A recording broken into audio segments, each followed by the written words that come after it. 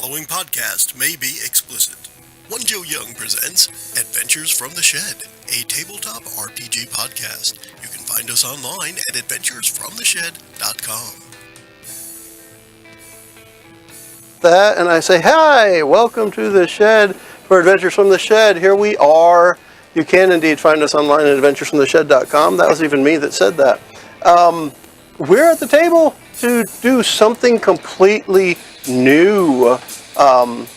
This guy's actually holding that thing. We're going to open this box that is still nice and sealed and everything, except for the little spot that Verge has been picking at for the last little bit that we've been talking about. In the meantime, though, we're going to go around the table saying hi, and we'll start with that guy over there. What's his name? Oh, hey, it's Kurt. What more shall I say? Press that button. Kurt, OG Shed member. done. Kurt Og. Don't let Joe tell you that hot pineapple does not rock, because it does. Oh my gosh, really? Already? It's wow. He has already. No. Science. I think I'm going to boycott the Shed until you change that message. To what? Sucks worse? Who's this guy? Plus, he says sucks. This is the hot as if pineapple that's bad. master sometimes. Hot pineapple Chris. master. Sometimes. Hey, Chris, how are you? And then that guy holding the box. How you doing? I'm the box holder. Box holding master. Box master. He's a boxer. Gonna tear this box up.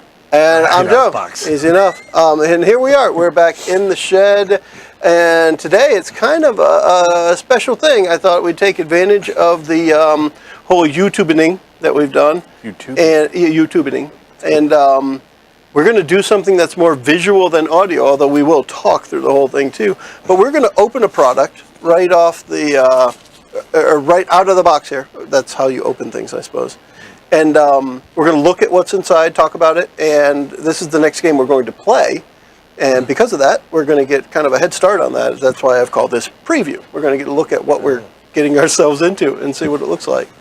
That's not freshly. No, that's not fresh. So attractive. Shaved it yesterday. All right, cool. Stubbly. It's like shark skin now. So how about we we do this? Rip it open. Verge, we're going to put you in charge here.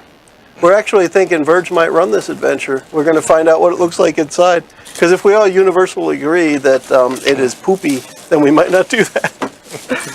And that would be a bummer for the game developer. Or we'll just make it a comedy. Yeah, it could be. See, that looks a lot better. It's It's not as shiny. It's shiny. It's nice. Based on our Star Wars beginner box adventure, I think we have to homebrew rule no grenades. No matter what. Yeah, we'll have to see if grenades are even in here. If it's an option, it's not probably really a Star Trek thing. Because this is the Star Trek thing was cool though. Yeah, it's next generation era Star Trek.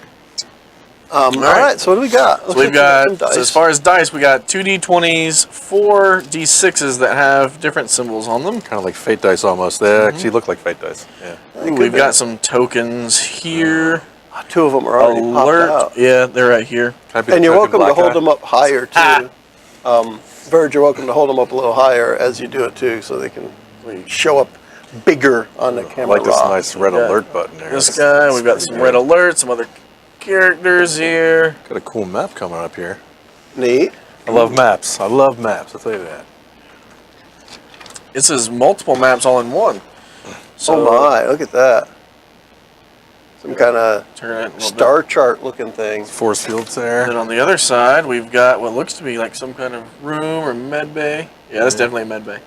I kind of like the Transport idea pods or that something. it doesn't have a grid on it. Yeah. It makes me feel like we don't have to worry if you're 5 feet away or 10 feet away. That's good. There we Some go. ruins maybe, and Oh, that's a purple thing. some Stargate action or something over there. It looks And almost then like a just- rib cage. Extra cabin space. Warp core? Yeah, that's definitely the warp core. Oh yeah. You can practically hear the All right, and it looks like now we're getting into the pre-gen characters. groovy. So you've got the first officer character here. Okay. I did a little sneak peek here. Look at the face on the con officer. Ah, She is pissed. She's ready to take something already. Yeah. oh, look at that. Trait Bajoran, so I'm guessing that's a type of...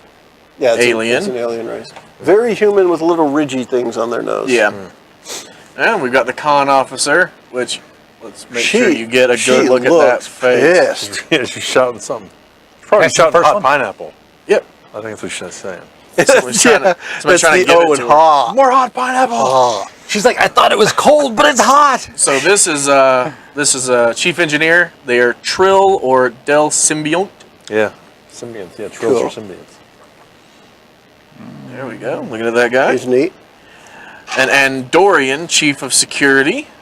Oh, yeah, they're very militant. Neat.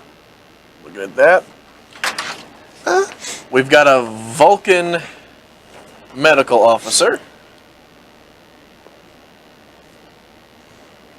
Can I see the angry con officer? Vulcan. Oh yeah, that was that one. And then finally, we have the starship for the game, the USS Magellan. All right. It looks like a Galaxy class Yeah. starship. Yeah. Yeah. Cool. There It's we not go. too often you get the back view. Check out that starship's booty. Let's. What else? That And looks then- like another. Is that the book? This is the the starter starter rules, rule. and Oh, this is the my. starter campaign. Look how pleasantly thin that book is. But on the other Nice. hand, look how pleasantly thick that campaign book is. Nice. That's good then. Cool. Combat tricorner. So, let's see Phaser here. action. So I know one of the things I want to do is take a closer look at these dice. Because to Chris's point, they do look like fate dice because there's a couple of blank sides and then the other sides have like, yeah, I'll put them on there. But the other sides have symbols. So like 2 or 1 or what are the stars and the Federation insignia. That's kind of neat. And then it looks like just completely normal D20s. Yeah, They those don't are, even have something different for the 20 on it itself. Okay. And a nice maroon. I like that color. Let's see Yes, here. I'm going on about the color of the 20-sided dice in the box. I like that. It's pretty cool. All right, now what is on? Is there anything on the back of it? Yeah, it's like the stats, like a reference sheet. For Okay, everybody. so it lets you know what you can do Is it- as the particular character. Oh. So, yeah, so it's for their station, too. It's Yep. not just like a generic. Neat. Yep. And then with the ship, you've got combat, momentum, personal, and starship. Ooh. All right, so that looks like it's going to be interesting. Yeah. Can I see the adventure? Yeah, it's kind of cool. It's like they have their personal things, and the other side has like the ship-related reference duties. You know. Cool. So nice, easy, what looks to be. Just some of these tokens. Joe, I wasn't with you guys when Yeah. you played the alpha. I mean, just at a very, very high level, what is the mechanical game system like? I mean, is it D20 based? You Is roll it- 2 D20s, and the way it works, oh crap, now I'm trying to remember. Was I mean, it? just roughly. I think it was I can't remember if this system was the one you Was it took. an average or something? An average of something in between, or if you took the better or Yeah, worse, it's been a depending on the while. situation. Yeah, it's been a while. Do you have the rule book or the campaign book? I have the campaign. I've got the rule book. I'm looking for it right now. Virge will definitely have a better answer. Let's see. But your rolls involve rolling 2 20-sided dice. Okay.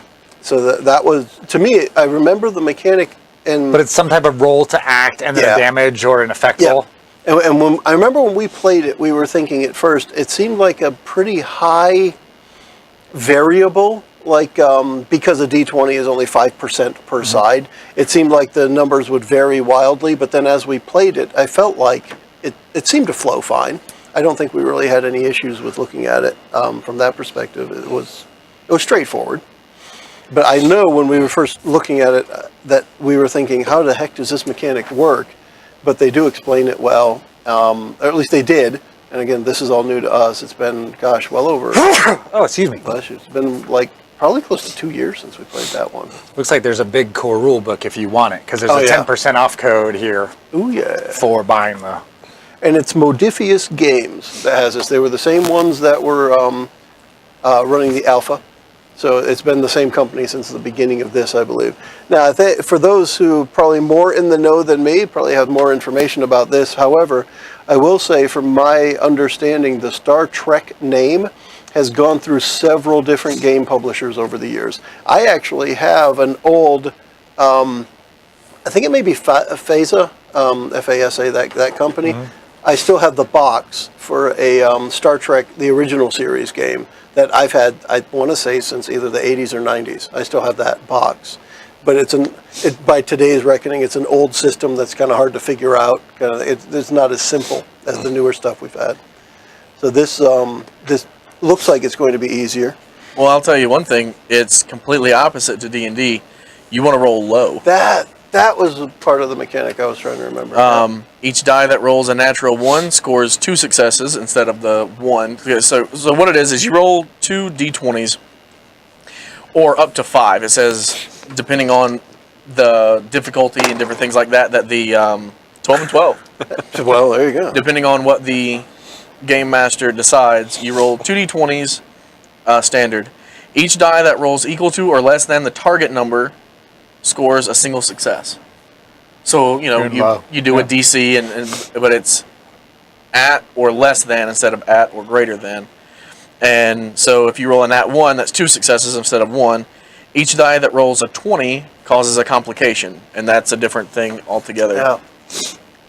So that's part, as Verge reads these, and I'm going to remember stuff, but part of what we said, I think, when we played the alpha, was the idea of a complication was the way we talked about in Dungeon World. The 7 to 9 is a success with a complication kind of thing, or with a cost, and I think that's kind of what the complication means in here. You don't necessarily just flat out fail something. It just introduces some difficulty, some complication into what's going on.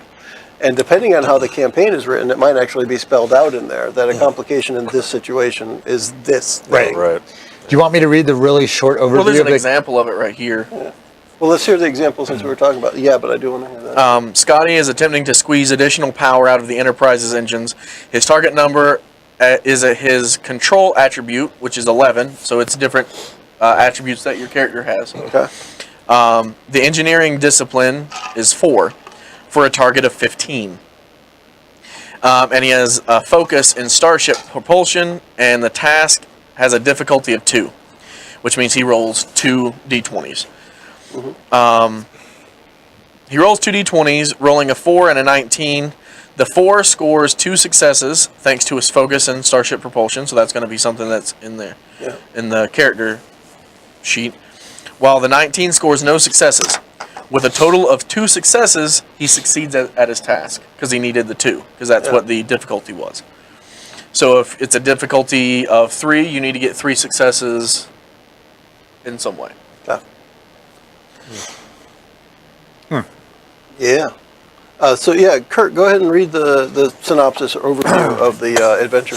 So there's a beginning starter campaign adventure, and it looks like the introductory campaign has 3 interlinked missions that are designed to introduce you to the game and to the rule mechanics. So the first one is, I probably can't pronounce this right, but the Alcubierre.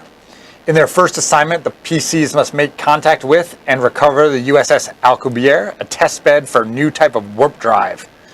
It introduces the game rules and advises the game master how to run the mission 1 task at a time. With the conclusion of Part 1, players will have Part 2 is called We Are Not Ourselves. Players will have an alien mystery to follow and investigate, and introduces new game mechanics and guides the game master how to implement them at the table. Part 3, The Pierced Veil. Part 3 brings the campaign to a dramatic conclusion, with the players tackling the alien scheme head-on. They will have to make difficult decisions that will tackle their moral perspective and introduce starship combat as an exciting part of the game. Cool. Yeah, I actually, in hearing that, it excites me a little because I like the ones that introduce the rules as you go. Rather than, in step 1, you can do everything your character can do. They limit it so you're learning it as you go, and I like that. Right. So that sounds cool. Oh, look at a couple other tokens there, Kurt. They're popping out easy, so it's kind of a neat thing. So it looks like there are tokens for each of the characters. The pre-gens plus, obviously, at least to me, some NPCs, because there are ones that aren't the pre-gens. And they're the same on both sides, the tokens are. I feel bad for the con officer because she is pissed at something. Or maybe she stubbed her toe. She might have stubbed her toe. She's communicating. She's yelling. But Keeping up relations. You know how there's that one, it's like the computer says something and somebody repeats it? It's like, I heard the computer the first time. Yeah. yes. Computer.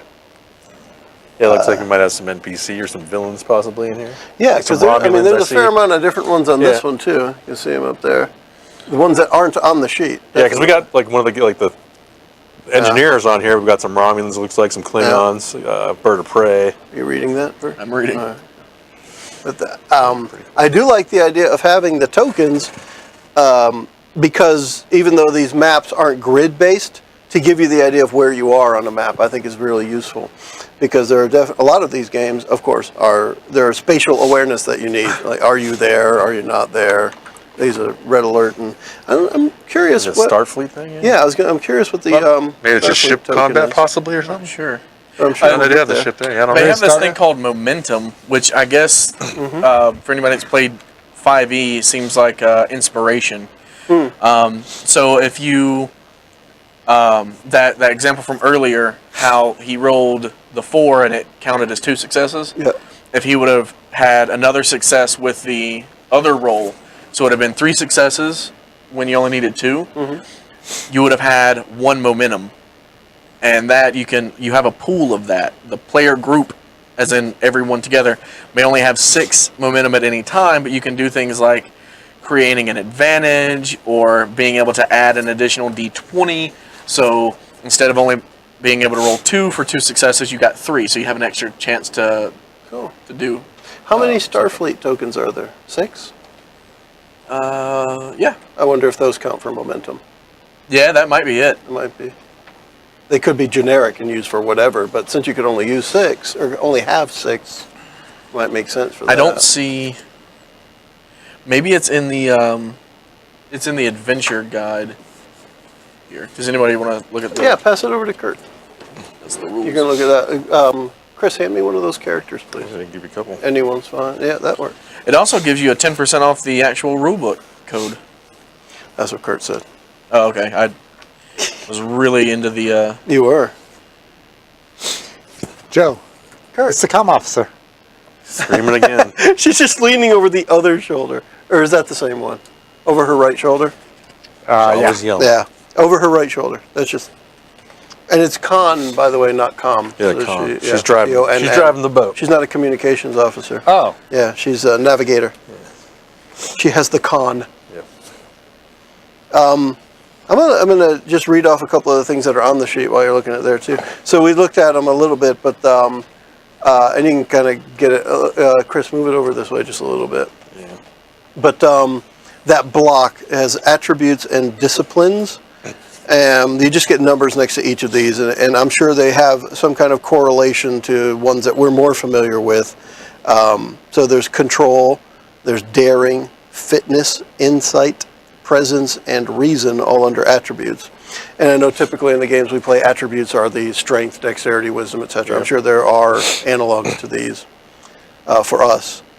And then under disciplines, there's command, security, science, con, engineering, and medicine.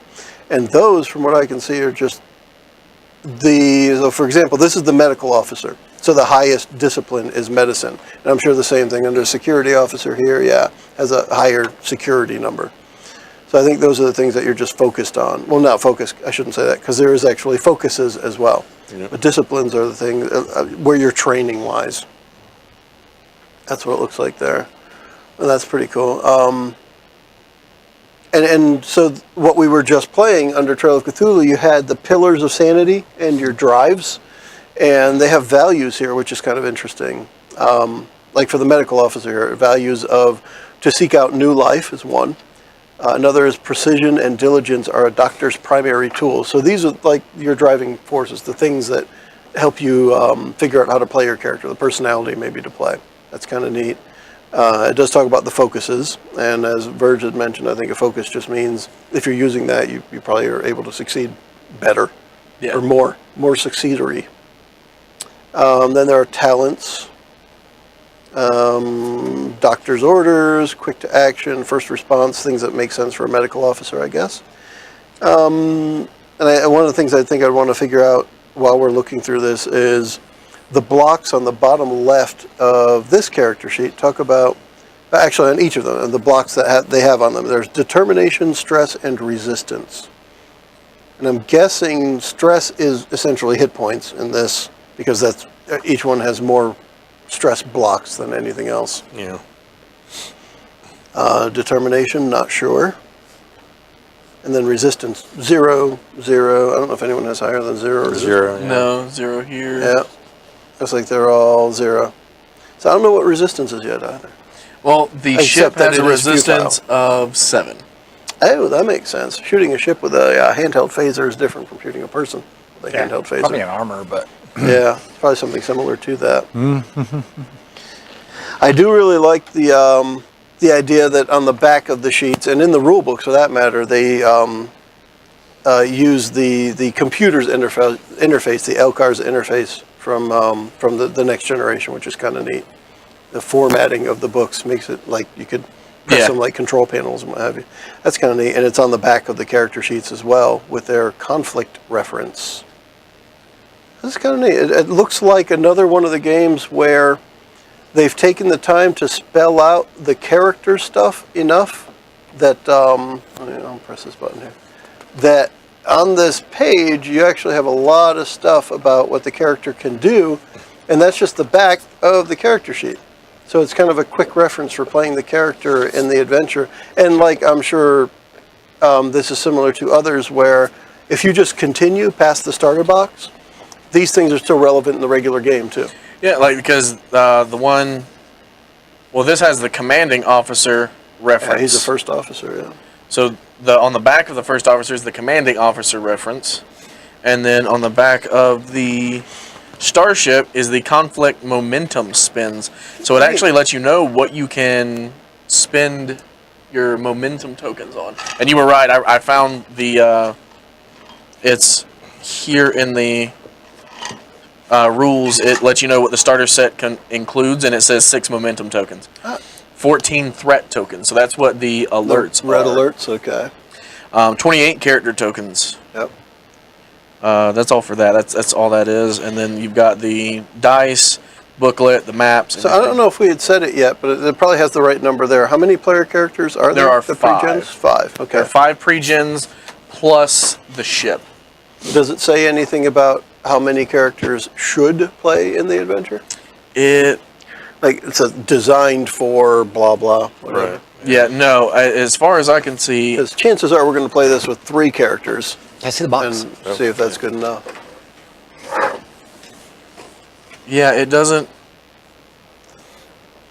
say anything about a specific number of characters. Might be something to find out with the campaign model Yeah. when you get deeper in there. I think once you get started and everyone just dies off in the first scene, you think, hey, maybe if we had one more character. Cut that, restart. Yeah, restart. That would take you back to the D&D 5e Yeah, the D&D starter starter set. You guys remember that? I can't remember what the reason. I think we reset because it was a total party because wipe. the very first encounter with the goblins goblin- is completely brutal. Goblin ambush, yeah. Level 1 is squishy as heck in 5e. And it was all just a bunch of failed rolls. So I'm looking at the box, like Kurt grabbed the box there, and I'm looking through some of these as we're going. I have to say, I think the artwork is pretty good. I do like the artwork. Let me pull up some in.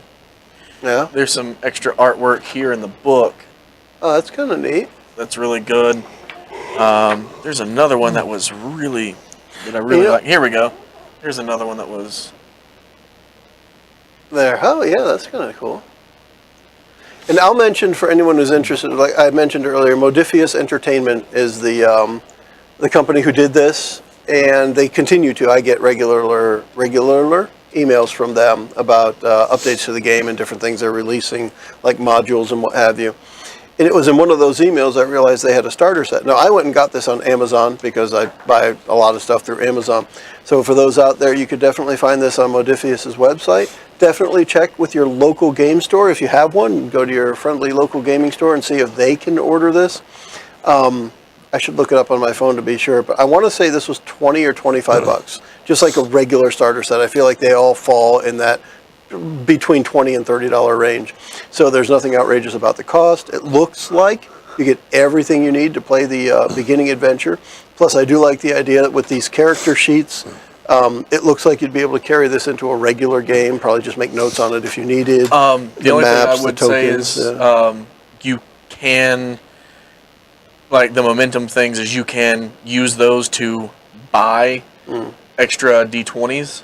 So you might need more. Or Yeah, just just- re-roll the ones you got. just be prepared if you want to get extra. Yeah, and if you've played any sort of D&D type game or any, as they used to be called, more D20 based systems, you've probably got 100 of them laying around. Yeah. So you're probably okay with that. It's like, I don't have a problem, you have a problem. Heck, just from a few years ago, I still have a bag. Actually, it's in one of these Chinese food containers now, but I still have probably 20 of the dice from one of the Encounters games from D&D at Big Robot Games, which is no longer in business around here. But running the Encounters games, they would give you the module, and they'd actually give dice to hand out to the players. Well, I got 2 bags of 40 dice, and in total there were 15 players. So I had all these dice left over, and they were all the Baldur's Gate dice with a little Baldur's Gate symbol for the 20 on it. So people probably have plenty of dice around. And if you don't, another reason to go visit your friendly local gaming store, because they probably have them for 25 to 50 cents a piece. You go buy as many dice as you want, or buy the little boxes, the little gem boxes, the full set. Pounds of 20. Oh, we got so many dice for Christmas. Yeah. It was amazing. There are some really great, pretty dice. That bag of D6s on the table there that we've been using, that's a pound of D6s. Yeah. So that's where that assortment came from. Same idea. Find it, if you've got a local game store, go visit them, say hi, and make them like you by buying their stuff. If you don't, or if they can't get you what you're looking for, then go online, look at Amazon, look at other places where you can find this information. Also worthwhile to check out the people who publish the game. They usually have a website and usually a store there, and a lot of times you're contributing to them directly rather than through a reseller. So that can be helpful for them.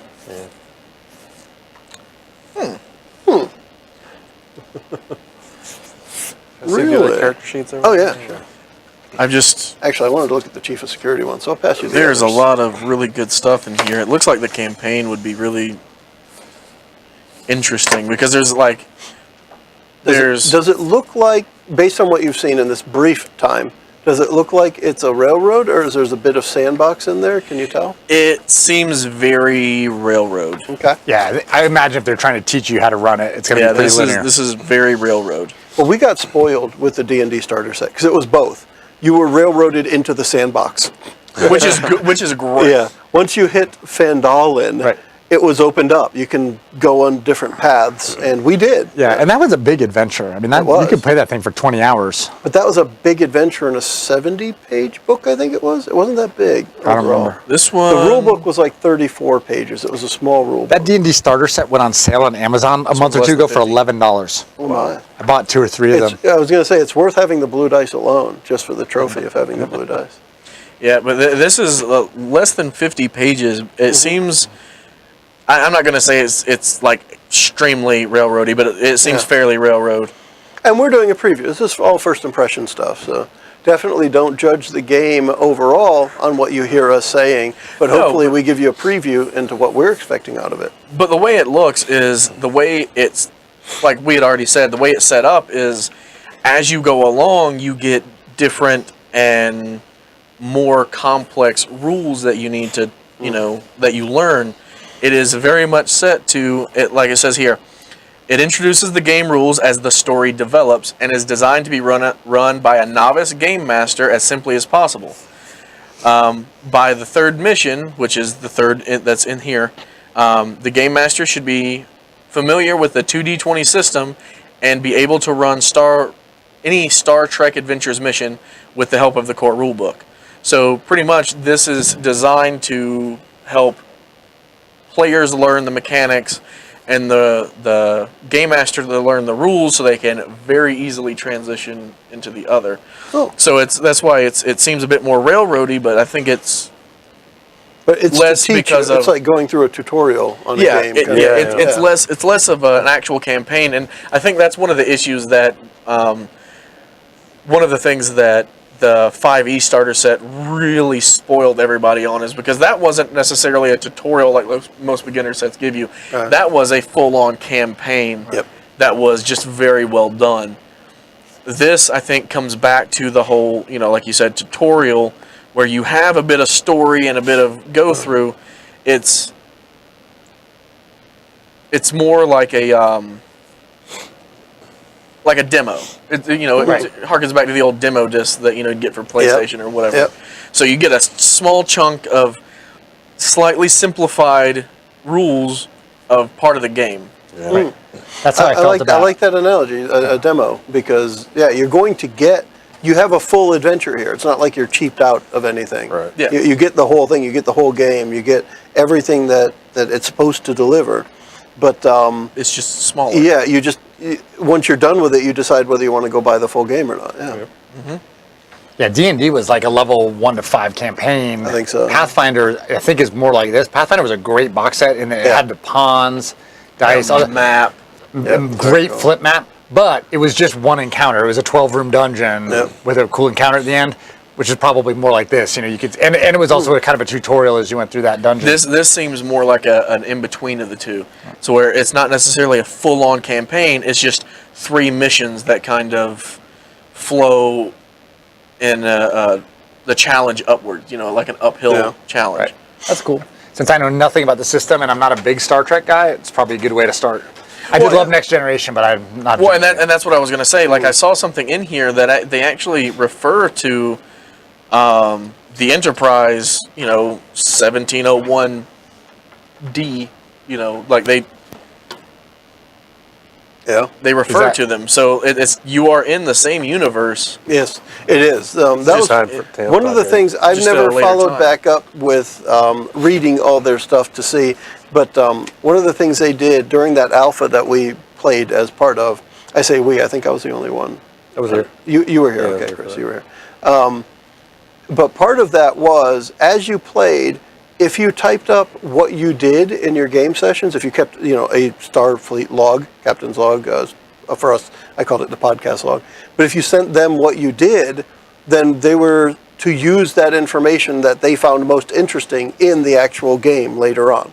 So during the alpha, you were helping them write what the final game was going to be as far as characters and storyline. But during that time, they had interactions with the real timeline. So one of the examples they gave was Scotty in there. And Scotty isn't in the Next Generation's timeline, except you see him at the beginning of Next Generation. It's like McCoy, you see him in Next Generation. But that's the only part they play. They're not major characters in it. And so they did a lot of overlap there. And it was kind of interesting to see the way they said they were going to handle it. And I've never really went back and looked, but I was curious now that, like the way Verge just worded that, I'm curious to know if anything we did actually made it into the game, because that would be neat to know. Cool. Yeah, that'd be cool. But I have no idea. I did release that, or I typed in logs based on the system they used, and I sent them, at the time I sent them links to the podcasts that we released, and it was a lot of fun to play. I don't know that I would say we struggled with the system, but it definitely felt weird, because it was a system we'd never played. Yeah. Obviously, yeah. And when Verge was just reading it, 2D20, I don't even think they were calling it that at the time. But they're calling it a 2D20 system now, which I guess is what it is. And that's kind of cool. And it's weird because you're trying to go low when in every other instance of game ever, you're trying to go high. So I feel like I remember an instance there where Mickey said, well, I wish I had remembered which dice I put in timeout last time. All the ones that were rolling crappy. Right? Because she wanted her crappy dice when we went to play that game. You don't want the ones that have been rolling crits, that's for sure. So do you think it's like an hour per each one of these, or Well, it can't seems tell? like each one has 3 chapters too, like 3 acts. Yeah, there's different 3 acts. So missions with depending 3 on, acts. I guess it would depend on how quick you get through, because a lot of this seems like you could really whip through it. That's what I'm wondering. So yeah, you might be able to get through. Heck, the Star Wars one, grenade in the first room made you ready for the next section. However, if you didn't happen to have a grenade on you, it would take a while. Yeah, but it looks like you could get through, each chapter fairly easily, or part. I don't know. Yeah, part 1. Each part has like 2 or 3 acts or so, but I mean, even then, it seems. I mean, at least with if you are an experienced gaming group and are ready to be, slightly railroaded, I guess. and understand that, there's not much wiggle room, you could probably get through this very easily. I can see it, though. I hardly ever feel railroaded if the rules are part of the learning. Because it's you need to roll your attack now, and everyone's now learning what an attack is. And the game makes you do the attack, but it doesn't necessarily feel like it's making you because it's the first time you're doing it. So you're still getting something you weren't doing before. So to me, at least, it feels like you get to explore something new, even though you're forced to explore something new. Yeah, so 7 to 20 is the first mission. Part. And you said it was, what, 50? It's less than 50 pages. Okay. So 43 pages. I don't know if it had been mentioned before. We talked about the 20 side and we talked about the other dice. I'm looking at the rule book now. It calls them challenge dice. Yeah. Yeah. Those are the ones that you roll for attacks, damage, or other effects as well. And 4 of them are included in the set. I do still like it. It always makes me happy because we play the pen and paper tabletop role-playing games here on Adventures from the Shed. I always like when you read what you need to play, and the things that are on there include paper, pens, pencils, etc. Like, that's awesome. Because we do that now. We are playing these games that involve still keeping track of stuff. Like this. Verge's notes from the game we were just playing from the Cthulhu one. Right? Tons and tons of notes. And that's from practically a starter set type of adventure, a short adventure. And I like that. I like the idea that we keep track of what's going on by making notes, by keeping an eye on things. I always liked when Chris has his MacBook with him because I know he's keeping a lot better notes than I am. Oh, I still like like this time I was doing with Verge, just notebook stuff. Yep. So that's cool. Starfleet needs a new crew. And that's under the basic operations rules of play. Yeah. The problem is I don't know, if we play through this, I don't want to talk about too much of this. Yeah. I'm just wondering though, like if each mission, like will each mission be able to be one episode, or will it spill it? I wonder how that will work out. That's what we'll have to find out. Well, Verge can take this with him and take a look at it for our next recording day, and he might be able to have a good idea of that before we start. I like this. So we mentioned earlier that the challenge dice, as they are called, look like fate dice. And I'm looking at the challenge dice result table. And if the challenge dice result is, I'm looking at the D6. So actually, this chart is to use a regular D6 for it. That's what it is. So rolling a 1 is the same as rolling 1 on the challenge dice. 2 is the same as a 2. 3 and 4 are the same as 0. And 5 and 6 are 1 plus effect. And that effect is Starfleet, something that's activated. Yeah. That's interesting. So, again, to me at least, feels like a fate die kind of thing where you're just adding or subtracting from what you're doing. Yeah.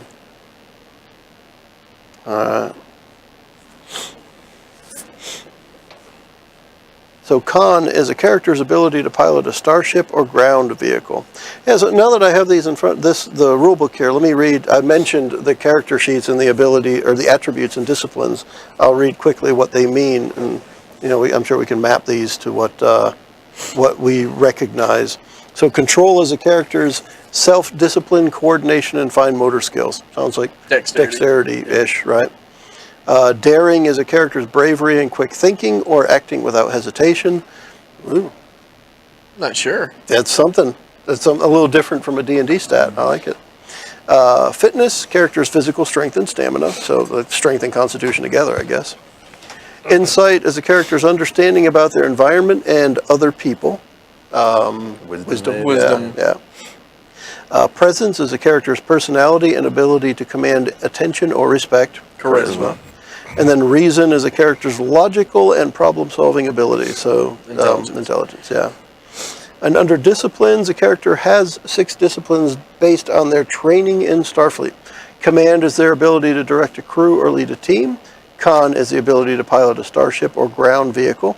Security is the ability to defend themselves or conduct investigations. That's interesting that they lump those together. Engineering is the ability to resolve mechanical or technical problems. Science, a character's knowledge and understanding of the universe. Wow. Like everything. And medicine, the ability to heal others and treat illnesses. It's kind of neat. Does it have focuses in there? It does, but so focuses represent specialized subjects about which the character has more precise knowledge or experience.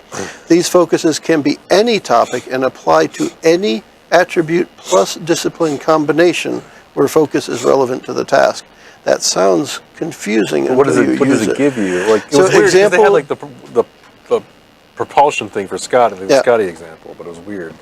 So here's bonus it gave. so they all come down to you use them when you attempt a task, and they have an example here, or they have the workflow of a task. So step 1, the game master chooses which attribute and which discipline are appropriate for the task being attempted. So it could be a daring science thing that you're going to do, right? So you put those together, and that's the target number for the task. You add the two together. Then the game master then sets the difficulty of the task, normally between 0 and 5, but can go higher. And that's the number of successes, like Verge was mentioning earlier.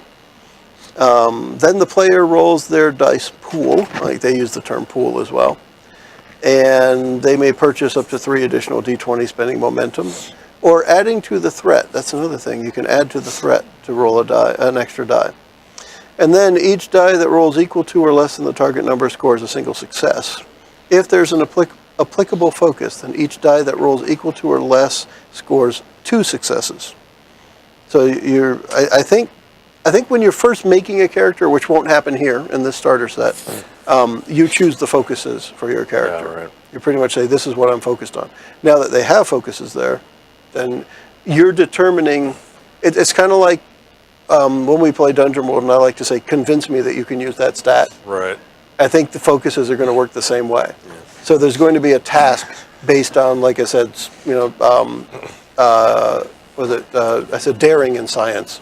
And then you're going to say, yeah, but I'm also focused on astrology, and this is part of astrology.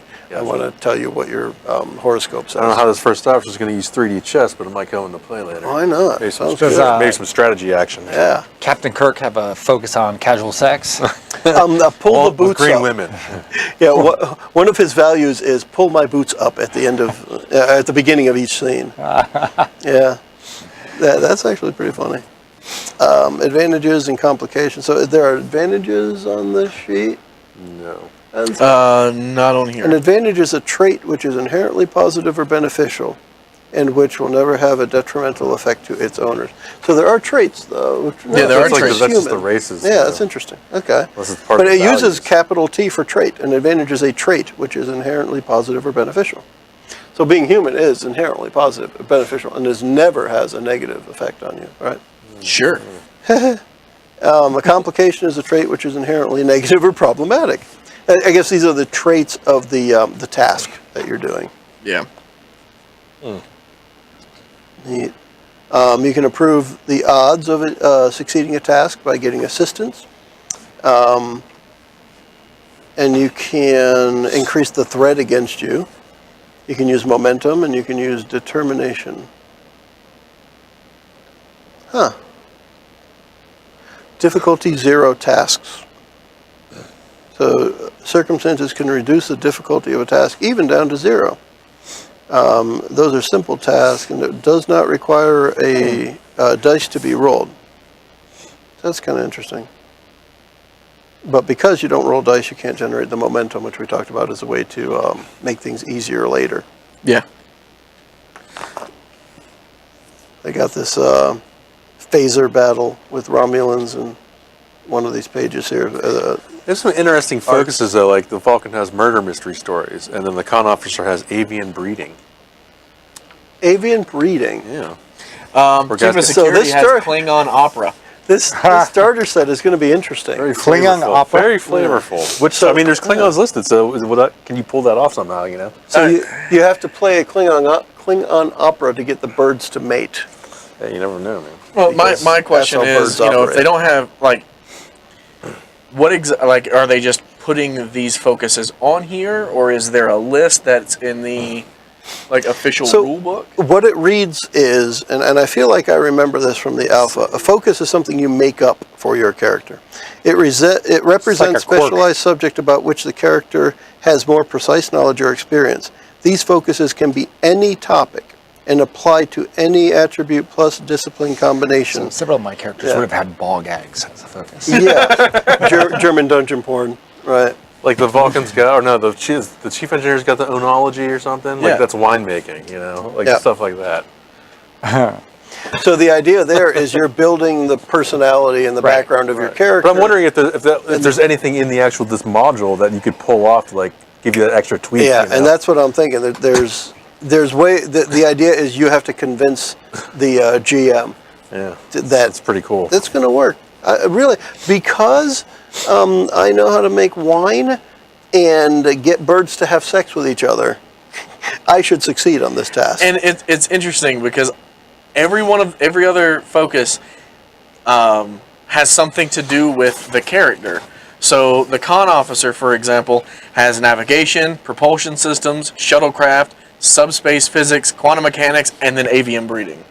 Well, I got that special. Well, I see that going with quantum mechanics. And then the medical officer has emergency medicine, surgery, vigilance, virology, defensive tactics, and then murder mystery stories. So, like, I can see a character Vulcan being into It that. is, Actually. yeah. and then you've got the chief of security, squad tactics, fearless, hand phasers, blades, starship internal security, and Klingon opera. So it's like everything you would expect, and then one thing. I tell you, when a Klingon opera goes bad, you need Starship Internal Security. Definitely. You need to be fearless to listen to Klingon opera. Kapla! I'm interested in seeing when we get to the point in the game about the starship combat stuff, because that in the rules, that out of 23 pages, that is 17 to 23 is starship rules. Yeah. Like, so they actually pay some specific attention to doing that. Plus, as we pointed out, there is a character sheet, if you will, for the starship itself. So it has its own stats and is its own entity almost. And I like the way that looks. I hate to leave any of the characters behind, even though we might only have 3 people playing. I kind of want to use all of them, in there and just. I think maybe we something. go with Verge when you read up on this. Maybe think of which characters would be the best and make sure we don't play those. Just to see how it works out. We pay, Let's like see, for out example, of the 5, the penultimate moment in Section 3 is we're in the middle of a Klingon opera with birds that won't breed. So leave those 2 characters behind. Here's actually an option. We could have all of these characters be on the ship and then rotate throughout Depending on act. each mission. Jump in between, Yeah, that's not bad. Like, because it's not like, you're having one character that levels up and you do anything. Right. Like, these 2 could easily go on a mission, and then the next one, it's the con officer. And, I mean, like in Star Trek, they would just random crew members go on whatever Especially if you read, like, oh, this module, these guys are good for this one, and then the next act, these guys are good for this, so then we just pull those out. Yeah, I mean, and plus it would give everybody the chance to play these characters, and that way all the characters get played. Yeah. That could be a very cool thing, yeah. Dig it. I will say an interesting side note, I don't remember the last time, or if there was a last time, where a game publisher used a matte black on this paper, and you can see it picks up fingerprint oil a lot. Oh, yeah. So we've just been handling this now for just over half an hour, and we've got fingerprints all over these things. Now the white sheets, of course, you can't tell, but the others, you can actually see it. It's kind of interesting. Or we're just a bunch of greasy bastards in the shed. Of course. Yeah, could just Greasy be that. bastards in the shed. So after looking through this, I'll tell you, I'm excited to play it. Yeah, I wouldn't mind it's giving gonna it be a go. Yeah, it's gonna be I think cool. it could look Because, pretty I mean, cool. in however many years I've been playing, RPGs and everything, I've not played a science fiction. No? Huh. Wow. Well, maybe we get you to run your first science fiction game. Yeah. That way you can't enjoy it as a player. I know, right? That's why I was really excited about Starfinder, and then I'm like, I don't want to spend all the money for all that again. Gosh. And so to me, at least, again, what I was saying earlier, this isn't a high-priced entry. I want to say it was I think I spent 23 on Amazon. Again, I could look it up. But I'm gonna look. Go check on Amazon for the Star Trek Adventures starter set. It's not expensive. It looks like a good entry. If nothing else, you get the dice, you get the tokens. And for folks who like to use maps, tokens are reusable. You don't necessarily have to have it just for this character in this game. Your token can be used for anything. The D20s are just regular D20s. I won't do it. We can use the D20s in pretty much any game system that uses them. The D6s are neat. If nothing else, it's a trophy. They actually also have, I can't remember in which book it is, it shows if you don't have these. Yeah, that's what I was reading. It's a D6 conversion chart. Yeah. And what to use in their place. So that's, or what happens when you roll a 1, then you get 1 point here, a 4. Oh, right, yeah. Whatever. So you know, to bring that back up again. So it helps you with everything. Cool. $25 right now on Amazon. 25, and that's probably what I spent. So, and when I got it, it looked like it had a few good reviews too. We'll see after this game when we play it. I'll probably put a review up on Amazon. I do review some products, so I'll do that. But yeah, I'm looking forward to this. Chances are this is going to be right after this one that you see here. We're going to be releasing part 1 of the actual gameplay, and that should be hopefully fun as it looks at least. I'm sure we'll make it fun, and we're going to put in the Klingon opera. I'm telling you. Exactly. Oh, yeah. And the bird breeding. I think. That's awesome. We need to learn some Klingon to get this party started. I think we could do that. Like at the end of every episode, just here's your Klingon word of the day. We do that. Awesome. All right. So I think Kurt's been yawning the whole time, and it's the first time it caught me. Damn it. Well, this is the end of a long day. We had It is. Show of Cthulhu before this. So. Yeah, and it's been a fun That's why we're day. wearing the same clothes. It's been a fun day here in the shed, and we're happy that you joined us. Look forward to this thing right here, the Star Trek Adventures role-playing game. We're going to be playing that starter set. In the next episode, you'll hear which characters we picked and how Verge gets us started in this adventure. But in the meantime, I think we can all say goodbye. Damn it, I still got to press buttons and stuff. Don't press that. The preceding podcast was brought to you by One Joe Young. You can find us online at adventuresfromtheshed.com.